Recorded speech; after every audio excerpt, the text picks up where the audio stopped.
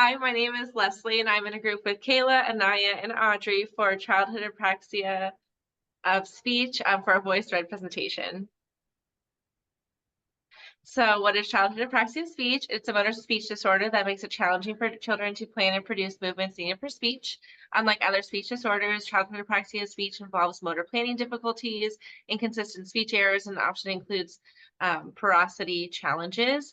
Childhood apraxia of speech is often misdiagnosed as articulation or phonological disorder, so tools like the dynamic evaluation of motor speech skills can be particularly useful for diagnosing childhood apraxia of speech by evaluating the child's ability to produce movements and sounds under varying levels of support. So here's a video of a little boy named John, and you can see he has childhood apraxia of speech, and you can see his progress as the years go on with treatment. So we're not going to watch the whole thing, but just a little bit of each of the ages he was filmed. Dad. Who is it? Dad. That's right. Who is it? Good job.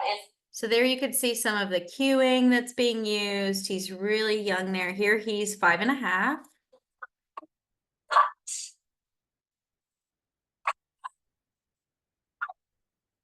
Can you hear your big boy voice? A bunny hop. Pony ride. Happy day. Who can? And then here you can see he is 11 years old. I sang. And what else? I sang 9 songs. 9 songs. That's a lot of songs. Which one was your favorite? Let Snow and African Noel. So you can hear his speech progress as he goes through treatment. And we're going to compare the 2 lectures that our group had. So we watched Mike Bright present on treatment of childhood apraxia of speech, keeping it evidence-based, functional, and fun, and Carrie Ebert's treatment guidelines for childhood apraxia of speech. This is a chart that kind of shows the difference between different speech sound disorders. So functional speech sound disorder is more articulation or phonological disorder. And the articulation, the organic development or acquired speech sound disorders are like motor disorder, which is apraxia or dysarthria. It just kind of shows the difference between each one.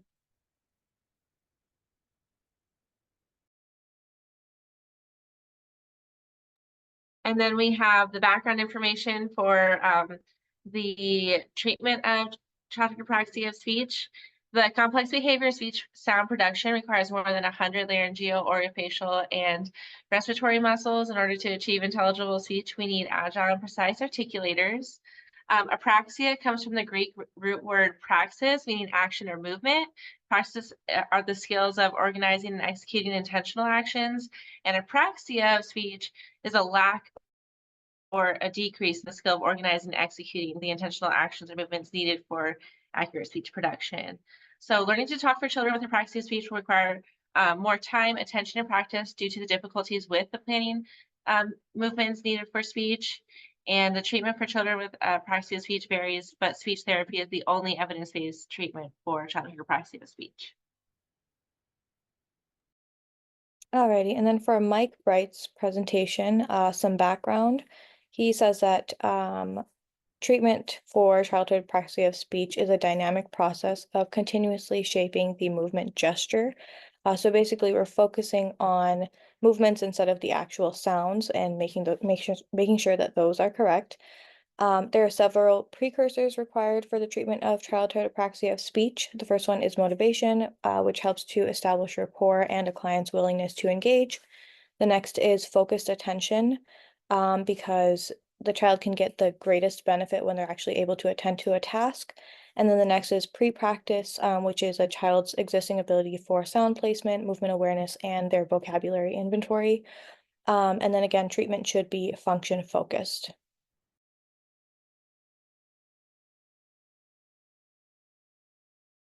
So for treatment information, especially on motor speech disorders, are that it's a motor-based approach emphasizing movement, patterns, porosity, co-articulation rather than isolated sounds, and it follows the principles of motor learning, which we'll talk about a little bit later.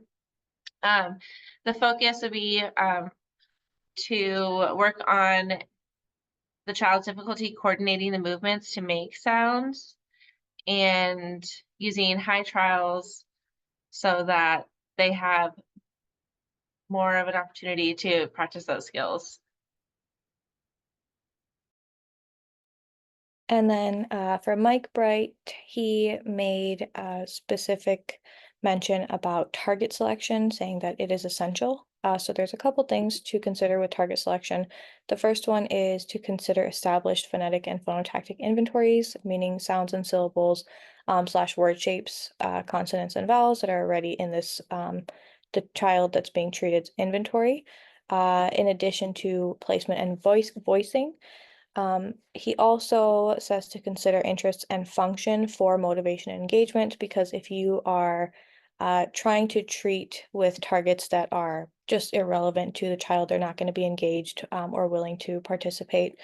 And then advanced targets are kind of to help with generalization. So as you move up, you kind of have to make your targets more difficult to promote that generalization.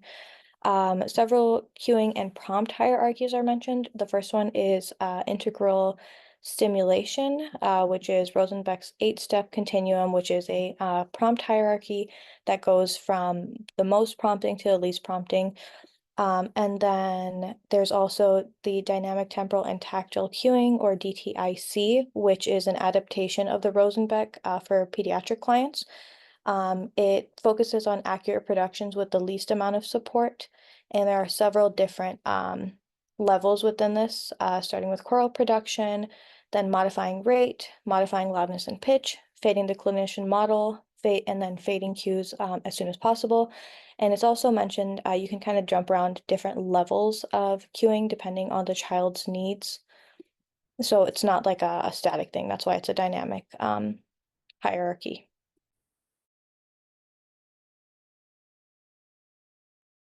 All right, so for treatments, there's a variety of different things that you can use, but multisensory cues are especially effective for childhood apraxia speech therapy. It often includes verbal, tactile, kinesthetic, and visual cues to enhance those motor planning events. So verbal cues often involve spoken prompts that guide the children to produce target sounds. Some things that can help with that are first sound cueing, simultaneous production, and chaining. The next one is tactile cues. They help provide physical prompts to help the child feel the placement and movement of their articulators. This is like a tongue depressor, lollipop, face touching. Another cue that you can use are kinesthetic cues. These cues involve using body movements to help the child become more aware of their own movements and actions. They call these techniques turtle vowels, sound emotion, and transition cues. There's also semantic cues that help incorporate meaning-based strategies to aid speech production and planning, like sound metaphors, phrase completion, and phonetic placement cues. And then we also have visual cues. These include any visual cues that help the child see the correct mouth movements, sound placements, or sound associations. Those are like oral posturing, gesture signs, hand cues, and pictorial cues.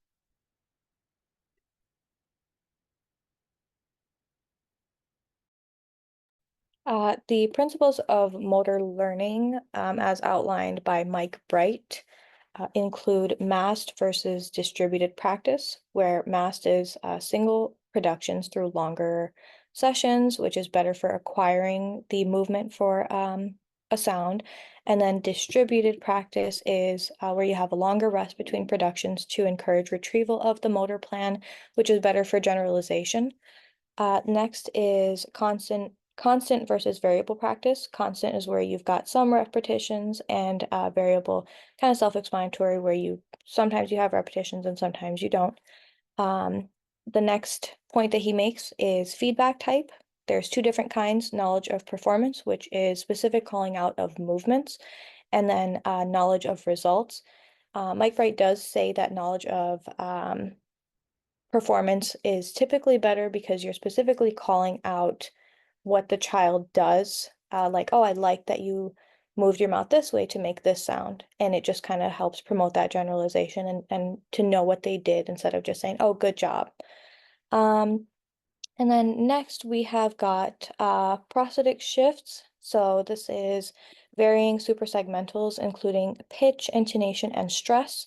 It's suggested to introduce prosthetic shifts early and often to help with generalization of movement sequences. And then the last principle that we have is varying length and complexity based on cognitive and linguistic levels. So this includes the inclusion of carrier phrases and then prompting for going from the sound level to the sentence level. So the main takeaways that I got from these lectures were to prioritize motor learning by selecting meaningful targets and ensuring high repetition practice, emphasize movement patterns and core articulation rather than isolated sounds for more natural and fluent speech. We would limit breaks and reinforcers that might distract from practice, ideally making the clinician-child interaction itself rewarding. And then use evidence-based treatments such as dynamic temporal and tactile cueing or rapid syllable transition treatments, which align with the principles for motor learning speech therapy. And from Mike Bright's presentation, the main takeaways are first, to treat movement and not sounds. Second is to fade cues as soon as possible. The next is also mentioned in our text by Donald B. Freed, and that is the emphasis on repetitive practice to kind of shape those sounds, that motor pattern as they call it. And then and this kind of the last one kind of ties into fading cues. Basically, as you go through advanced targets, you want to make things easier for the motor system when you're acquiring new movement and harder when you're pushing for generalization. Because again, when working with children that have with childhood apraxia of speech, we're working in that zone of proximal development, which is the gap between what a child can do with assistance and guidance versus what they can do independently. And the text also states that treatment should be sequenced in a way to promote the highest success rate, again, going from easier to more difficult tasks to promote that generalization.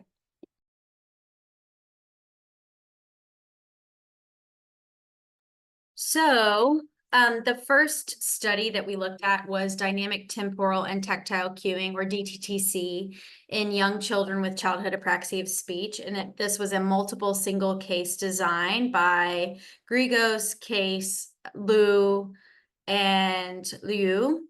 And it was done in 2024, so it's very recent. The authors felt that this research was pertinent because there's limited research available for treatment for childhood apraxia of speech in very young children. And this study specifically looked at the use of DTTC over the course of 6 weeks for 7 children, and they were 2 years, 6 months to 5 years, 3 months. And here is an image I found of the DTTC hierarchy. And some of the cues that were mentioned earlier. And basically, the treatment was very intense. It was 3 times per week at 45-minute sessions. And there were 6 weeks of sessions. What was measured was word accuracy for the treated and untreated words. They used assessments such as the Goldman-Fristow, the PLS, and other standardized assessments. They assessed pre-treatment, post-treatment, and maintenance, which was 6 weeks after treatment stopped. And they also looked at generalization. So they were looking for examples of progress in words that were not treated that had similarities to words that were treated. The results were that there was significant improvement in treated and untreated words. And notably, 6 out of 7 children made significant progress in 3.4 out of 5 words on average. Every child showed some level of generalization, and it was specifically noted in words that had the same syllable shape as target words. So why is this relevant? Well, until in 2008, the need for research on this topic was not really a priority. And there have been studies looking at DTTC treatment for older age groups, but not necessarily age groups this young. And given the nature of childhood apraxia of speech and its impact on communication as a whole, earlier and more efficient treatment could make a huge impact on these individuals. Down here, you can see some of the words that they treated and the words that they did not treat, but they did assess. Here on the table 3. And this correlates with the lectures because Bright stated how relevant and important early intervention is. DTTC has a lot of components that both Bright and Ebert noted in their lectures, including verbal, tactile, and kinesthetic cues. Ebert made suggestions directly from Strand, who is the person who developed DTTC. And she also suggested DTTC as a treatment option. And it needs to be noted that these word choices, I don't always love. They may not have followed the guidelines that Bright and Ebert stuck to as far as making targets really relevant to the specific child. But I do think that it's important to remember that this is a study and they did have to have the same words across children for accurate results. So the second research study that we looked into was called Treatment Intensity and Childhood Apraxia of Speech. And this was by Navashiam et al. And this was 2015, so slightly older, but we found that the content was still relevant. And so the quick summary is that the researchers wanted to investigate the effects of treatment intensity on certain outcome measures for children with childhood apraxia of speech. And those outcome measures are articulation, functional communication, and intelligibility. And the reason why they wanted to do this was that they found that intensive treatment has been recommended and shown to be the gold standard, but differences in treatment outcomes has not actually been studied yet in this population. So that was the mission for this study. And the study, a quick summary, we'll go into it more on the next slide, but it was composed of 37 children between 32 and 54 months that were all diagnosed with childhood apraxia of speech. Intervention was either 1 time a week or 2 times a week for 10 weeks, and assessments were done before or after the block. So again, going into more detail about the study. So speech pathologists were actually given motor speech training prior to the study. And the selection of children were from Ontario, Canada, and who all had 7 out of 12 of the childhood apraxia of speech criteria.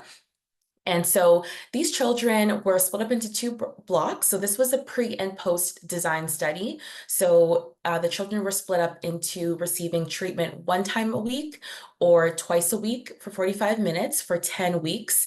And what I thought was really great about this study, as well as parents were present in the session and received parent training as well.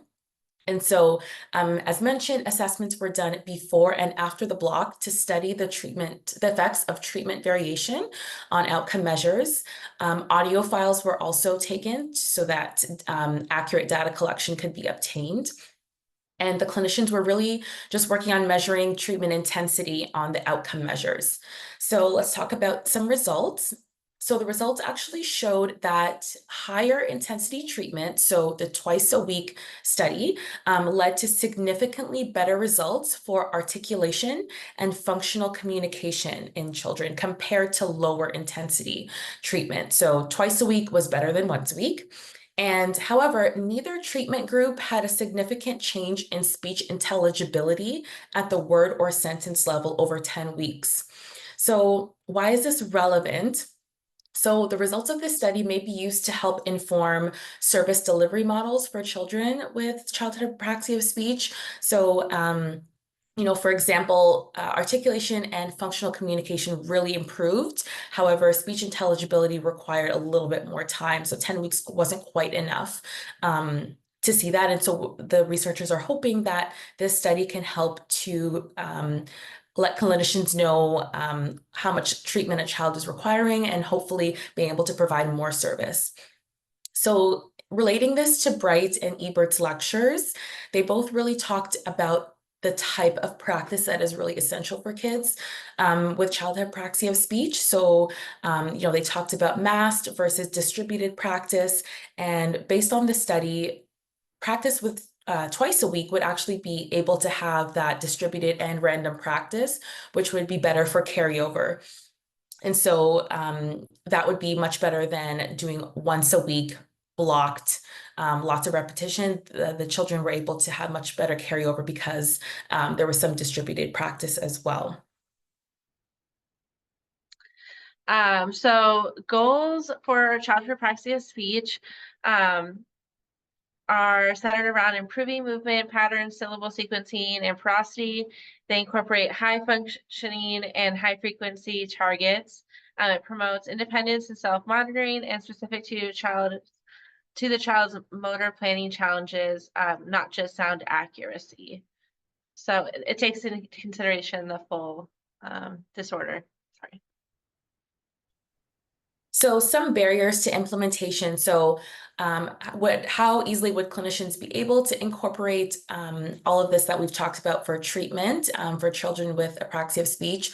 So based on the lecture, we think some barriers would be actually incorporating principles of motor learning, or DDTC. So there is some learning involved, and there might be some clinicians who are not familiar with this model, so that would be one barrier. Definitely time. It does take some time to think of accurate targets and targets that are relevant to the child and based on their current inventory, as well as lack of family support. So this definitely is everyone all hands on deck, and it would be more difficult to implement if you did not have family support. And then based on the research, like we just mentioned, service delivery may actually need to be longer. For example, with really poor speech intelligibility, a 10-week block might just not be enough.